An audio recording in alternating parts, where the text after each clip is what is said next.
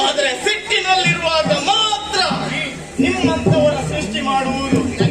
ಸಿಟ್ಟು, ರೋಷ, ದ್ವೇಷ ಇದಕ್ಕೆಲ್ಲ ಒಂದು ಸಾಕಾರದ ಪ್ರತಿರೂಪ ಕೊಡುವುದಾದ್ರೆ ನಿಮ್ಮಂತವರ ಸೃಷ್ಟಿ ಆಗ್ತದಮ್ಮ.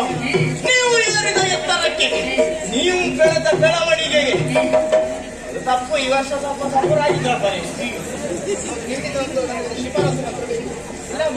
ಒಟ್ಟಿಗೆ ಇದ್ದಲ್ವಾ?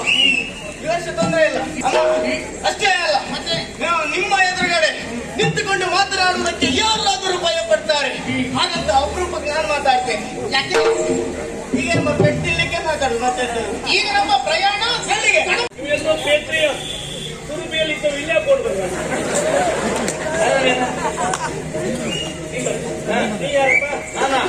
ನಾ ಬಸ್ಸು ಬಸ್ಸು ಅಣ್ಣ, ನೀ ಯಾವ್ದು ಮೇಲೆ ಬೇಕಾದ್ರು ನೀ ಯಾರು? ನಾ ಬಸ್ಸು ಮರೆಯ ಆಗ್ಲಿ ಮರೆಯ. ನೀ ಯಾರು? ನಿನ್ನ ಹೆಸರೆಂತ? ನನ್ನ ಹೆಸರೇ ಬಸ್ಸು ಮರೆಯ. ನಿನ್ನ ಹೆಸರೇ ಬಸ್ಸು? ಆ ರಥ ಓಡಿಸ್ಕೊಂಡು ಬಂದ ನೀನೇಯ? ನನ್ನ ದಾರದ ನಾನೇ ಓಡಿಸ್ಕೊಂಡು ಬಂದೆ. ದೇಹದ ಪಟ್ಟಿಯನ್ನು ಯಾಕೆ ಧರಿಸ್ಲಿಲ್ಲಪ್ಪ? ದೇಹದ ಪಟ್ಟಿ ಎಲ್ಲ ಉಪಯೋಗ ಮಾಡುವುದು ಒಳಗಡೆ ಮಾತ್ರ, ಹೊರಗಡೆ ಎಲ್ಲ ಉಪಯೋಗ ಮಾಡ್ಲಿಕ್ಕೆ ಅದೇನು ಬಂಗಾರದಲ್ಲಿ ಮಾಡಿ ಇಟ್ಟದಲ್ಲ. ನಿಮ್ಗೆ ಪಟ್ಟಿ ಬೇಕಾ? ಇಲ್ಲಿ ಉದ್ದ ಪಟ್ಟಿ ಉಂಟು, ಪರ್ರನೆ ಹೊರದು ಕೊಡ್ತೇನೆ. ಅದಲ್ಲ ಅಂತಾದ್ರೆ ಅಡ್ಡ ಪಟ್ಟಿ ಉಂಟು, ಕಳಿಸಿಕೊಡುದ. ಬೇಡ, ರಥ ಓಡಿಸುವ ಪರವಾನಿಗೆ ಪತ್ರ ತೋರಿಸಪ್ಪ. ಪರವಾನಿಗೆ ಪತ್ರ ಬಜ್ಜೆ ಮಾಡ್ತೇನೆ ಮಾರಿ. ಬಸವ ಅಂತ ಉಂಟಲ್ಲ ಹೆಸರು? ನಾನೇ ಅದು ಬಸ್ಸು. ಬಸವ ಯಾನೇ ಬಸ್ಸು? ಅದು ನೀನೇ? ನಾನೇ. ಸರಿ ಸರಿ ಸರಿ.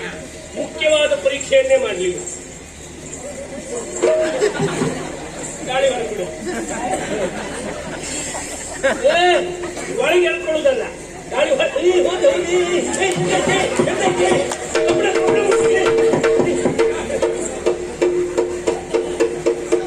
ಹಾಗಿದ್ರೆ ರಥ ಓಡಿಸ್ಲಿಕ್ಕೆ ಇಲ್ಲ. ನೀ ಹೇಳ್ಕೊಂತ ಇದ್ದೇವ, ನಾ ಹೇಳ್ಕೊಂಡದ್ದು ಹಾಗಲ್ಲ, ಎಳ್ಕೊಳ್ಳುವುದಲ್ಲ, ಹೊರಬಿಡೋ ಗಾಳಿಗೆ ಬರುವುದು. ಈಗ ಒಂದು ಸಮಸ್ಯೆ ಆಯ್ತು. ಇದು ಯಾರು ವಾಸನೆ ಅಂತ ಗೊತ್ತಾಗುದಿಲ್ಲ. ಈಗ ಅಲ್ಲೇ ನಿಂತು ಇನ್ನು 10 ವರ್ಷ ರಥ ಓಡಿಸ್ಬಾರ್ದಿಲ್ಲ ನೀನು.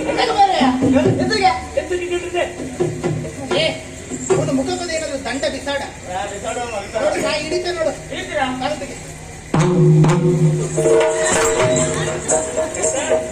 ದಂಡವ? ಹೌದು. ನಮ್ಮ ಸರ್ವಜ್ಞ ಏನ್ ಹೇಳಿದ್ದಾನೆ ಗೊತ್ತುಂಟು ನಿನಗೆ? ಯಾರು ಮಾರ? ನಂಗೆ ಸಿಕ್ಕಲೇ ಇಲ್ಲ. ನಾ ಸಿಕ್ಕಿದಾಗಿ ಮಾನವರ ದುರ್ಗುಣವನೇನೆಂದು ಬಣ್ಣಿಪೆನು.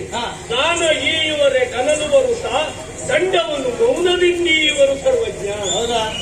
ದಂಡ ಕೊಡ್ತಾ? ಯಾರು ನೀವು ಯಾಕೆ ಬಂದ್ರಿ? ಮೊನ್ನೆ ದಿವಸ ನಮ್ಮ ಕಡೆಯವರಿಗೆಲ್ಲ ಹೊಡೆದವ್ರು ನೀವಂತಲ್ಲ? ಹೌದು. ಆರ್ಮುಗ ಅಂಡವರು ಬಂದಿದ್ದಾರಂತೆ ಗಣಪತಿಪುರಕ್ಕೆ. ಅಲ್ಲಿ ಹೊಡೆದವ್ರು ನೀವಂತೆ. ನನ್ನ ವಿಚಾರಣೆ ಮಾಡೋದಕ್ಕಾಗಿ ಬಂದಿದ್ದೇವೆ. ಹೊಡೆದವ ಯಾವ? ಅದೇ ನನ್ನ ಆತ್ಮೀಯ. ಹೌದಾ? ಕರ್ಮ ಬಂದು ಕಡಿತಿದ್ದೇವೆ ಮನೆ. ಅವನೇ ಕರೀತೆ ಈಗ. ಓ ಪರಿಶುದ್ಧ,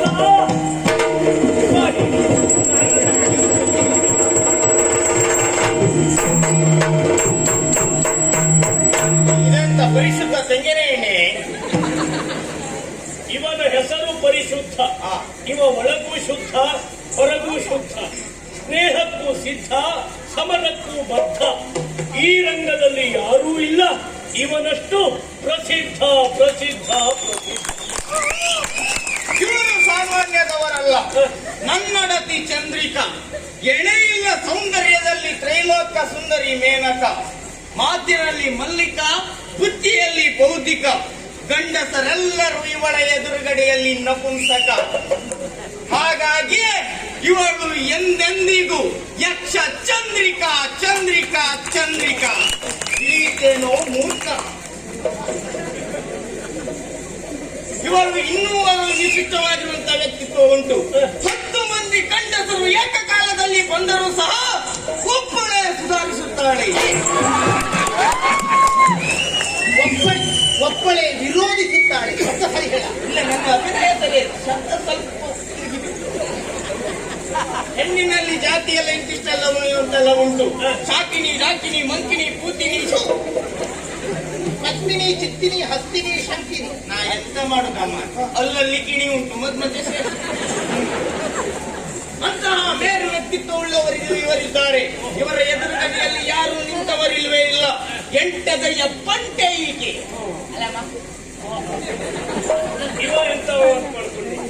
ಈ ವ್ಯಕ್ತಿ ಬಲು ಸರಳ, ಇವನಿಗೆಲ್ಲವೂ ನಿರಂತರ, ಇವನ ಮಾತು ಕೋಣಿಸಿದಂತೆ ಮುತ್ತಿನ ಹರಳ. ಇಂತಹ ವ್ಯಕ್ತಿ ಈ ಪ್ರಪಂಚದಲ್ಲಿ ವಿರಳ ವಿರಳ ವಿರಳ. ಇನ್ನಾಗುತ್ತದೆ ಅವನಿಗೆ ಬದುಕಿನ ದಿನಗಳು ಕರಾಳ. ಕೇಳಿದಾಗ ನಮ್ಗವಳು ಹೇಳಿದ್ದು ಇನ್ನು ಮುಂದಿನ ನಿಮ್ಮ ಜೀವನ ಕರಾಳ. ಈಗ ಅವಳು ಮಾತು ಕೇಳಿದ್ರೆ ನಿನ್ನ ಮುಂದಿನ ವ್ಯವಹಾರ ನಿರಾಳ. ಮತ್ತೇನೋ ಹೇಳುತ್ತ ಗಂಡಸೆಲ್ಲ ತನ್ನನ್ನು ಕಂಡ್ರು ಓಡಿ ಹೋಗ್ತಾರೆ. ಈಗ ಅವಳು ಹೇಳೋದು ಕೇಳಿದ್ರೆ ಅವಳೇ ನಿನ್ನ ಓಡಿ ಬರುವ ಲಕ್ಷಣದಲ್ಲಿದ್ದಾಳೆ.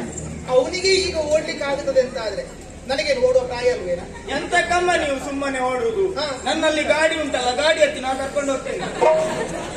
ರಾಜಕುಮಾರಿ, ನಿನ್ನ ಗತ್ತು ಗಾಂಭೀರ್ಯ, ಮುಖದ ತೇಜಸ್ಸು, ಮೈ ಮೇಲೆ ಹಾಕಿರುವ ಆಭರಣ, ಹಾಕಿರುವ ಅಲ್ಲ ಹೇರಿರುವ ಆಭರಣ, ಅದನ್ನ ಕಂಡಾಗ ನೀನೊಬ್ಬಳು ರಾಜಕುಮಾರಿ ಶ್ರೇಷ್ಠಳು ಎಂಬುದು ಸ್ಪಷ್ಟ. ಆದ್ರೆ ನೀನು ಹೇಳಿದೆಯಲ್ಲ, ನನ್ನನ್ನು ಮದುವೆಯಾಗಿ ನನ್ನ ಜೊತೆಯಲ್ಲಿ ಇರ್ತೀಯ, ಅದು ಮಾತ್ರ ಆಗಲಾರದು. ಯಾಕೆಂದ್ರೆ ಮದುವೆ ಆಗ್ಬೇಕಿದ್ರೆ ಸಮಾನತೆ ಅಂತ ಬೇಕು. ಯಯೋರಿರುವ ಸಮಂವಿತ್ತಂ ಯಯೋರಿರುವ ಸಮಂಬಲಂ ವಿವಾಹಶ್ಚ ವಿವಾದಶ್ಚ ಅಂತ. ನೀನು ಏನಿರುವ ಎತ್ತರ ಎಷ್ಟು, ನಾನು ಬದುಕುತ್ತಿರುವ ಆಳ ಅದೆಷ್ಟು. ಪ್ರಾಮಾಣಿಕವಾಗಿ ಒಂದು ಮಾತು ಹೇಳಿಲ್ಲ, ನನ್ನ 1 ತಿಂಗಳ ಸಂಬಳ ನೀನು ಉಡುವ ಒಂದು ಸೀರೆಗೆ ಸಾಲದು. ಅವನನ್ನು ಮದುವೆಯಾಗೋದಕ್ಕೆ ಹತ್ತಿರ ಆಗುತ್ತಾ ಇದ್ದಾನೆ. ಮೇಲ್ನೋಟದಲ್ಲಿ ನಾನು ಏನು ಅಂತ ಅರ್ಥ ಮಾಡಿಕೊಂಡಿದ್ದಾನೆ. ನಾನು ಹಾಕುವಂತ ಉಡುಗೆಗೆ ಅಲಂಕಾರಕ್ಕೆ ನಿನ್ನ 1 ತಿಂಗಳ ಸಂಪಾದನೆ ಸಾಕಾಗಲಿಕ್ಕಿಲ್ವೇ? ಈ ಸಲ ಅಷ್ಟು ಕಡಿಮೆ ಸಂಬಳಕ್ಕೆಲ್ಲ ಒಪ್ಪಿಕೊಂಡಿಲ್ಲ. ಈ ಸಲ ಅಂತಲ್ಲ, ಯಾವತ್ತೂ ಸಂಬಳವನ್ನು ಬಾಯಿ ಬಿಟ್ಟು ಕೇಳಿದವಲ್ಲ. ಆದ್ರೆ ಯಾರೂ ಅವನಿಗೆ ಕಡಿಮೆ ಕೊಟ್ಟವರಿಲ್ಲ. ಎಲ್ಲಿವರೆಗೆ ಅಂದ್ರೆ ಅವನಿಗೆ ಅವನದ್ದೇ ಆದಂತ ರಥ ಇಲ್ಲ. ಆದ್ರೆ ಒಂದ್ ದಿವಸ ನಡ್ಕೊಂಡು ಬಂದವಲ್ಲ. ನಮಗ್ ಬಂದ ಸುದ್ದಿಯೇ ಬೇರೆ. 2 ವರ್ಷದಿಂದ ಸಂಬಳಕ್ಕೆ ಅಂತ ರಗಳೆ ಮಾಡ್ಕೊಳ್ತಾ ಇದ್ದವರು ಮತ್ತೆ ಯಾರು ಅಂತ ಸುದ್ದಿ ಉಂಟು. ಹೇಳಿದ್ನಲ್ಲ, ಯಾರಿಗಲ್ಲ ಮಧು, ಶಶಿಕಾಂತ್ ಶೆಟ್ಟರ್ ಸುದ್ದಿ. ಇಲ್ಲಿ ಎಲ್ಲರಿಗಿಂತ ಹೆಚ್ಚು ಎತ್ತರದಲ್ಲಿ ಇರುವುದು ಅವರೇ ಅಂತ ಇದ್ದಾರೆ ಅಲ್ವಾ? ಈಗ ನಿನಗೊಂದು ಅವಕಾಶವನ್ನು ಕೊಡ್ತೇನೆ. ಮನುಷ್ಯನಾದವನು ಆಶಾವಾದಿಯಾಗಿದ್ದರೆ ಸಾಲದ, ಅವಕಾಶವಾದಿಯೂ ಆಗಿರಬೇಕು. ರಾಜಕುಮಾರಿ ನಾನು, ನನ್ನನ್ನು ಮದುವೆಯಾದರೆ ನೀನು ನಾಳೆ ಮಹಾರಾಜನಾಗುತ್ತೀನಿ. ಯಾಕೆ ಹೇಳಿ ಅಮ್ಮ, ನಮ್ಮಪ್ಪನಿಗೆ ಗಂಡು ಮಕ್ಕಳಿಲ್ಲ. ನೀನೇ ನಾಳೆ ನಮ್ಮ ಅಂತಹ ಊರಿಗೆ ಅಧಿಕಾರಿಯಾಗುತ್ತೀನಿ. ಅವಕಾಶವನ್ನು ಒಪ್ಪಿಕೊಳ್ಳ. ರಾಜಕುಮಾರಿ, ನಾನು ಅತಿ ಆಸೆಯವಲ್ಲ. ಈಗ ಯಾವ ಪೀಠದಲ್ಲಿದ್ದೇನೋ ಅದರಲ್ಲಿ ನನಗೆ ತೃಪ್ತಿ ಸಿಗುತ್ತದೆ. ಯಾವ ಕಾಲಕ್ಕೂ ಎತ್ತರದ ಆಸೆ ಉಂಟು, ಅದೂ ಸಿಗಿದೆ, ಇದೂ ಸಿಗಿದೆ. ಕಡೆಗೆ ಮೋಟ ಕಾಲ ಗೊಬ್ಬರೇನಾಗ ಅಂತಾಟಿಗೆ ಬೇಕಾಗ್ತದೆ. ಆದ್ರಿಂದ ಕೈ ಮುಗಿದು ಹೇಳ್ತೇನೆ, ನನಗೆ ನಿನಗೆ ಸಂಬಂಧ ಇಷ್ಟ ಇಲ್ಲ. ಈಗ ವಿನಯದಲ್ಲಿ ಕೇಳ್ತೇನೆ. ಅದಕ್ಕೆ ಎಂತ ಭಾವನೆ ಮರಾಯ, ವಿನಯದಲ್ಲಿ ಕೇಳ್ತೇವೆ. ಅದನ್ನು ಮತ್ತೆ ಜಾಬಲ್ಲೇ ಕೇಳುದು. ಅದು ಬಿಟ್ಟು ವ್ಯವಹಾರವೇ ಇಲ್ಲ. ಮತ್ತೆ ಇವರ ಅಪ್ಪ ಹುಟ್ಟಿಸುವಾಗಲೇ ಜಾಬಲ್ಲೇ ಹುಟ್ಟಿದ್ರು.